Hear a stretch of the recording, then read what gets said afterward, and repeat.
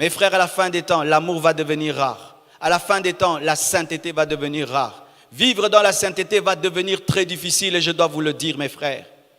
Je ne te mentirai pas. Il y a des temps qui arrivent où pour vivre dans la justice va devenir une chose difficile. Où te contenter de ton salaire sera difficile. Ou d'être fidèle à ton mari, fidèle à ta femme va devenir difficile. D'être un homme pur va devenir difficile.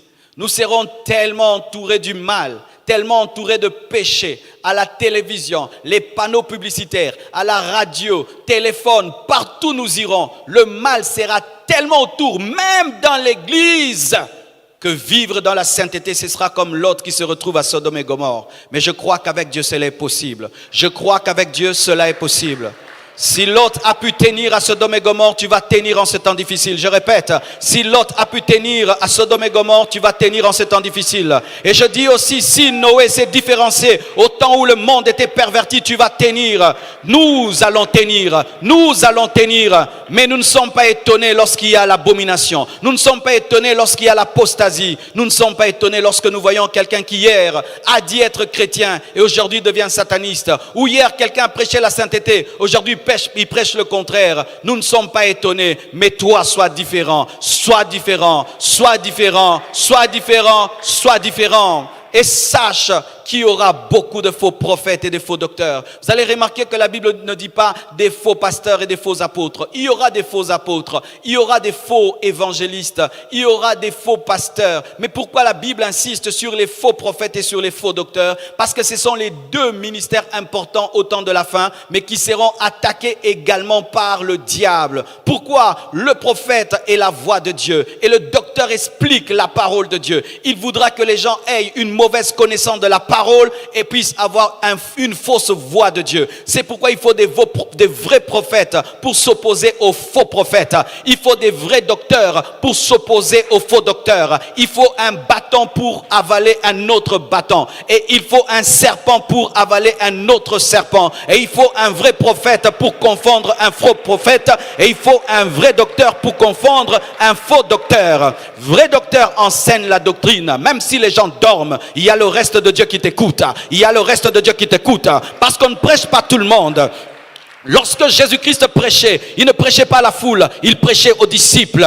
Prêche la parole, même si certains dorment, explique la doctrine. Donne au peuple la doctrine, car c'est celui qui a la révélation de la sainte doctrine qui peut maîtriser les fausses doctrines. L'Église doit être enseignée sur ce qui est vrai et sur ce qui est faux, car bientôt des doctrines vont paraître inimaginables, où il faut prier les anges, où il faut avoir ton ange, il faut parler à ton ange, où il faut connaître le nom de ton ange. Je n'ai pas besoin du nom de mon ange, je n'ai pas besoin de connaître mon ange, j'ai besoin de connaître Jésus-Christ, j'ai besoin de connaître Jésus-Christ. Je n'ai pas besoin de connaître tous les noms des démons. J'ai besoin de connaître Elohim, Elolam, El Jibor, Jéhovah Sabaoth. Je n'ai pas besoin de connaître tous les noms des sorciers. Je n'ai pas besoin de connaître tous les noms des anges. Mais j'ai besoin de connaître le chemin, la vérité et la vie. Celui qui est mort et qui est ressuscité. Parle-moi de Jésus-Christ. Parle-moi de Jésus-Christ. Parle-moi de Jésus-Christ. Le soleil de la justice, l'étoile brillante du matin, le rocher des âges, l'alpha et l'oméga, le bouclier de ma vie, le rocher de mon salut, l'agneau de Dieu. Parle-moi de Jésus. Je veux connaître Jésus. Je veux maîtriser Jésus. Je veux vivre avec Jésus-Christ. Je veux ressembler à Jésus-Christ. Parle-moi de Jésus-Christ. Que Dieu suscite des docteurs, des vrais docteurs. Que Dieu suscite des prophètes, des vrais prophètes. Que Dieu suscite des docteurs, des vrais docteurs qui vont anéantir le ministère des faux prophètes, qui vont anéantir le ministère des vrais docteurs. Il y aura la guerre des prophètes au temps de la fin, la guerre des docteurs. Car mes frères et sœurs, nous devons arrêter tout le temps de rechercher la paix. Tu sais qu'il y a un faux enseignement dans la ville, tu n'en parles pas parce que tu cherches la paix. Faux serviteur de Dieu. Lorsque les prophètes de Baal et d'Astarté avaient pignon sur rue, Élie est venu les défier et démontrer que c'est l'Éternel qui est Dieu. Lorsque des faux enseignements sont prêchés, il faut que des vrais docteurs puissent enseigner la vérité. Lorsque des fausses pratiques sont faites, il faut que des vrais prophètes puissent dire, voici la manière de prophétiser. Je n'ai pas besoin de connaître le nom de ton père. Je n'ai pas besoin de connaître le nom de ta ville. Je n'ai pas besoin de connaître le numéro de ta chaussure. J'ai besoin de t'amener à la repentance, de t'amener dans ta destinée, de t'amener à la repentance, de t'amener à la destinée. Il faut des gens qui parlent et qui disent la vérité. Le Saint-Esprit n'est pas venu pour nous donner les numéros des chaussures et nous donner les noms de nos grands-pères qui sont morts. Non! Le Saint-Esprit n'est pas venu pour ça. Ça, c'est quel Saint-Esprit qui vient dire aux gens, Marcelo, tu choses du 40. Ça me fait quoi? Je chose du 40. Tu veux m'offrir des chaussures? Donne-les-moi alors.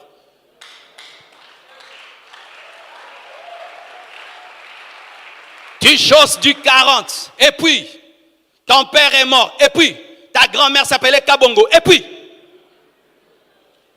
si tu me donnes le numéro de ma chaussure et tu me donnes le numéro de mon père et mon numéro de téléphone, donc tu vas me donner une grande révélation. Mais si tu t'arrêtes là, tu as dribblé mais tu n'as pas marqué.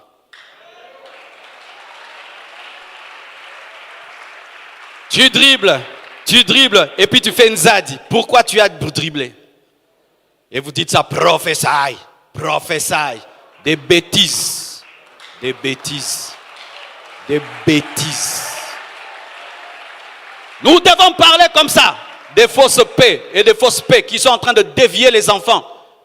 Vous allez dans des endroits, on vous donne vos numéros de téléphone et vous criez là-bas. Vous criez quoi? Tu connaissais déjà ton numéro de téléphone? Ça fait quoi? Ça t'a changé quoi? Qu'est-ce que ça t'a ajouté à ta vie de connaître ton numéro de téléphone que tu connais déjà? Ça te fait quoi quand on te dise que la porte de ta maison est verte? Ça fait quoi? Mais révèle-moi ma destinée. Révèle-moi les choses secrètes de mon cœur. Réponds aux questions que je me pose dans mon cœur. Révèle-moi à quoi Dieu m'appelle et que ça arrive, et que ça arrive, hein, et que ça arrive, et que ça arrive. Parce qu'on reconnaîtra un prophète par l'accomplissement de ses prophéties. Nous devons revenir à la parole. Des amitiés prophétiques et des gentillesses prophétiques qui ne sont pas bibliques. Paul a recadré Pierre. Paul a recadré Pierre. Aujourd'hui, si tu recadres des gens, tu condamnes les autres, tu es jaloux. Vous pensez que Paul était jaloux de Pierre? Même la police a la police militaire. Des militaires qui arrêtent d'autres militaires. Il faut des docteurs qui arrêtent des docteurs. Tu es en train de mal enseigner la grâce.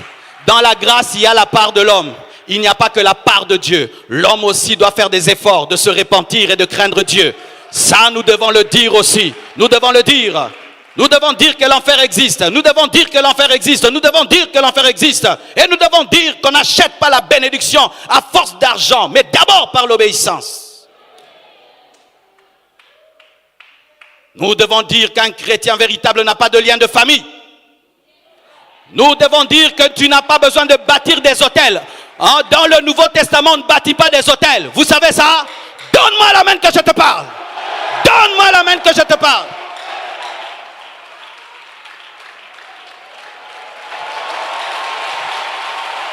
Oui, donne-moi la main.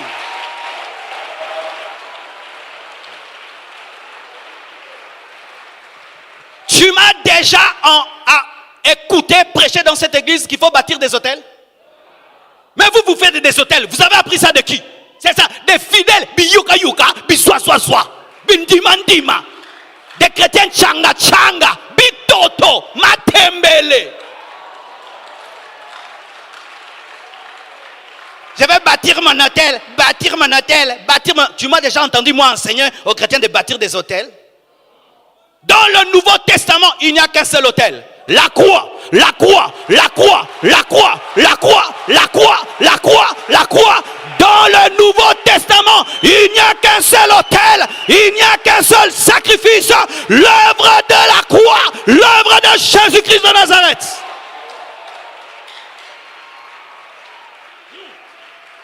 Pour tes études, tu dois bâtir un hôtel de $10. $10 par rapport au sang de Jésus-Christ.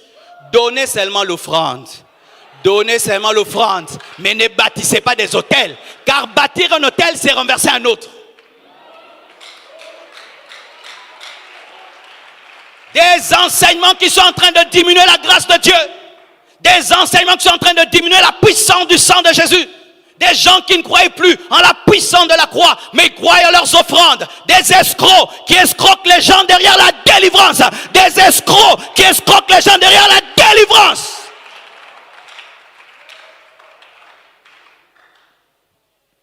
Pour tes études, tu dois bâtir un hôtel. Non, prie le Seigneur pour tes études.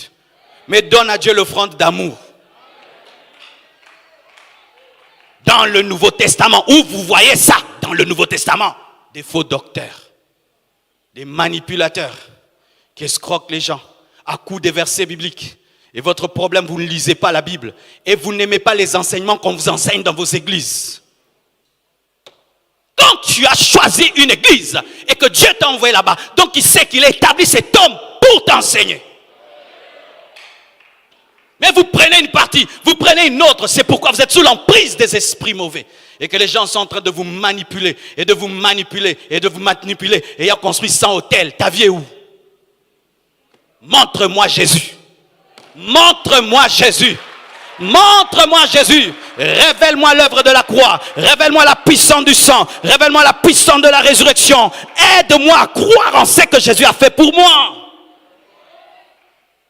Des messages à la mode. Moi, je n'aime pas les messages à la mode. J'aime la vieille Bible. J'aime la vieille Bible. J'aime la vieille Bible. J'aime la vieille Bible.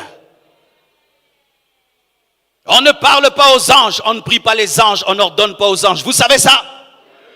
Oh, nous allons envoyer Michael à gauche, à droite. Ce n'est pas la parole. On ne parle pas aux anges. On ne prie pas les anges. Tu peux parler s'il te parle, mais tu ne vas pas te mettre à prier un ange. On prie Jésus et c'est lui qui envoie les anges.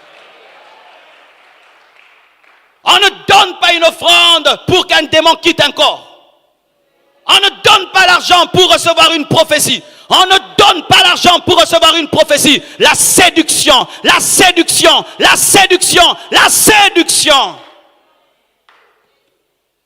On n'ordonne pas un prophète de parler de la part de Dieu. On n'ordonne pas un prophète de parler de la part de Dieu. On ne prémédite pas des prophéties. Aujourd'hui, je vais vous prophétiser. Toi, tu es devenu le maître de Dieu. Aujourd'hui, j'aurai 100 prophéties. Menteur que tu es. Menteur, escroc.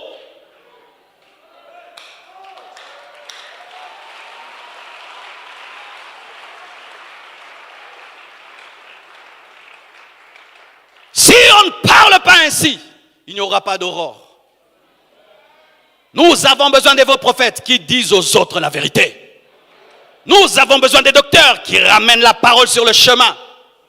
On ne quitte pas son corps lorsqu'on est un chrétien. Par sa propre volonté, non. Le Saint-Esprit peut te faire quitter le corps. Mais ce n'est pas toi qui décides de quitter ton corps. C'est satanique. C'est la sorcellerie.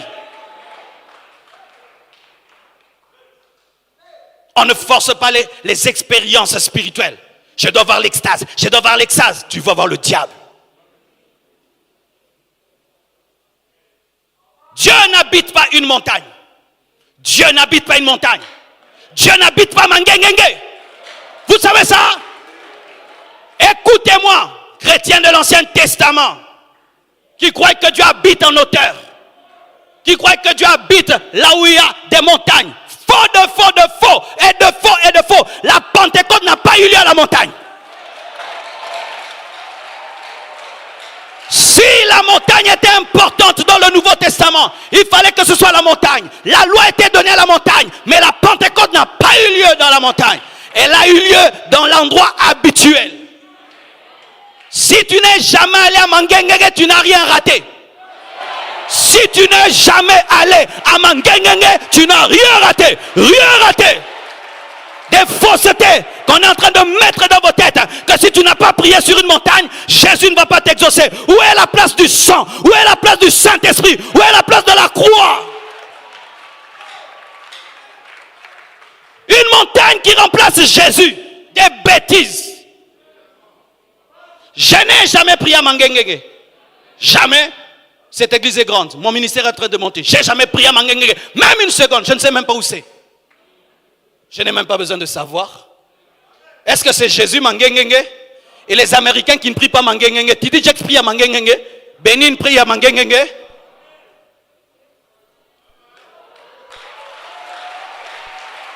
Je ne prie pas le Dieu des montagnes. Je prie le Dieu des montagnes et de la vallée et de la plaine. Je prie le Dieu qui est partout. Comme j'ai souffert en montant la montagne, donc Dieu va m'exaucer. Tu es encore sous la loi. Dieu n'exauce pas tes muscles ni tes mollets. Dieu n'exauce pas tes muscles et tes mollets. Il exauce ta foi.